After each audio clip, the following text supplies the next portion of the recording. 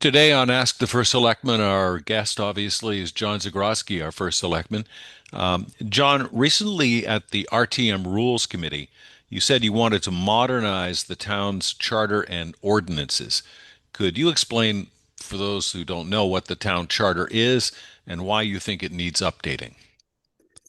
So our governing documents for the town really start with the town charter, and a lot of that was specified in the legislation that was passed around the time that the RTM was created. And so this is a process that started in the late 40s, and I believe it was in October 1951 that legislation was passed by the legislature that created the RTM for the town of Darien and had a number of provisions in that legislation that formed the backbone of our charter.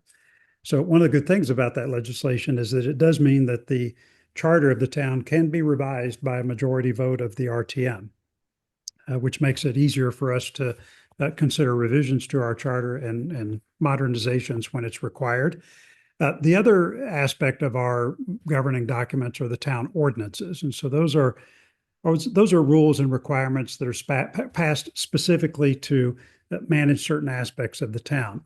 And within the charter and the ordinances, there are a number of really every aspect of our town governance is delineated and specified in those documents. So it's important to make sure that those requirements or those provisions in those documents are kept up to date. We've made changes here and there, certainly to ordinances, and I know there have been a number of charter review efforts in the past, but we haven't really gone through and done a careful update in the spirit of making sure that government processes are efficient. And so, what I thought I would focus on in the new term and try to use all of 2026 for is to initiate a process whereby we do a line by line review, with the theme of that review being what are specific changes that we could make that would improve efficiency in government. So I'm going to throw out just a few random examples to give you an idea. So, for example, Mr. Cameron here sits on the town's blight review board. Okay, and in the charter it says that the blight review board will draw its membership from different places in town. One has to be from the Health Advisory Commission, another has to be from the RTM, and there were two or three other requirements or restrictions in that just make it hard to get members for that commission. In fact, even now, the commission, I think, is short one or two members because the other boards and commissions are not staffed because they're kind of obsolete now. And so one of the things I want to go through is to find those little inefficiencies or problems and say, we just don't need to do it this way anymore. Can we simplify or streamline this in some way so that we can fill out the boards and commissions with members that we need to? Another example is that we have a youth services commission. And if you look at all the different boards and commissions that touch on youth issues, right, we now have the Darien Depot, not an official government entity, but something that is really focused on the well-being of our youth today, that didn't exist when this commission was put in place. There are a number of sort of school-related board or committees and others that are focused on the well-being of youth. We've got the Mental Health Task Force. We've got the Youth Advisory Commission. It's just a jumbled mess, and there's just so much sort of spread out effort that's not concentrated and managed clearly that it just makes things inefficient. And I worry about sort of wasting a lot of time with these different structures. And so the idea of this effort is to say, can we go out and take a large number of people and go through and let me know, where do you see these instances of inefficiency and what could we do to change it to make that better? This, by the way, is going to be different from other charter efforts. I'm not looking to come up with controversial changes or radically restructure government or switch to a mayor form of government. I kind of like the first selectman title, but anyway, we're not trying to do a massive rewrite of town government or do things that are controversial. If I had to describe a theme of this, is that keep in mind, nearly everyone in town government is here because they want to be and they're volunteering. They're not paid for this. They show up when they could have been at home with their families or focused on their businesses or their careers, but they're here helping us.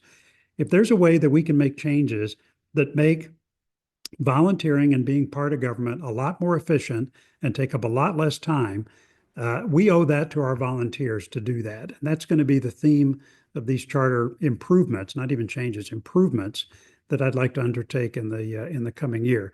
My final message would be, look, some of you listening are either in government today or you have been in government. If there's some example of some inefficiency that you've come across in your experience that you say, hey, that'd be great to change or modify or eliminate that in the spirit of what I'm talking about, I want to hear from you. Please call me, drop me a note, let me know.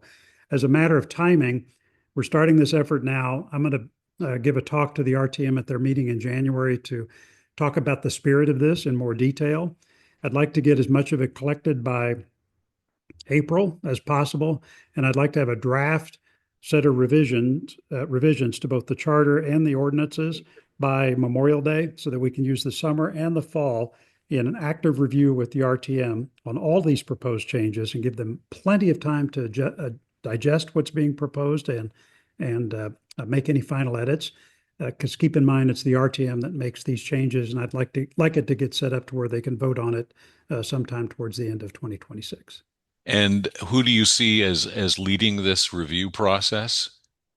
Well, so um, I'm going to lead it in the sense of being a gathering place for information and perspectives. I don't have any felt need to be in charge, but I think I can be the best spokesperson for this effort. And I'm very interested in this and have a ton of ideas about things that I would like to adjust. And I also want to take all that input and try to prepare a draft for others to consider and react to. That one of the things, though, was that any suggestion, we're going to try to keep that in a repository to where it's accessible by the public. So it's not going to be that I'm going to edit things down and leave suggestions that I received to the side. We're going to make sure all that's available so that people have a chance to see what I edited and changed and put into a working draft. But keep in mind that the decision making is actually not mine on this. I'm going to try to take the lead in marketing the effort, gathering feedback, and preparing a draft that can be reviewed and edited. But it's really at that point that the lead comes from the RTM. I suspect that the Rules Committee and TGS&A, Town Government and Services, would be the committees that pick this up in the RTM. And I'll work very carefully with them to help them with that process. Ultimately, they're going to make recommendations to the full RTM, and only the RTM has the authority to implement changes to the charter or to the ordinances. Well, we will stay tuned for further developments, as they say. If you have a question for our first selectman, send it along to us. We'll be glad to ask it on your behalf. Our email is dariantv@darianct.gov.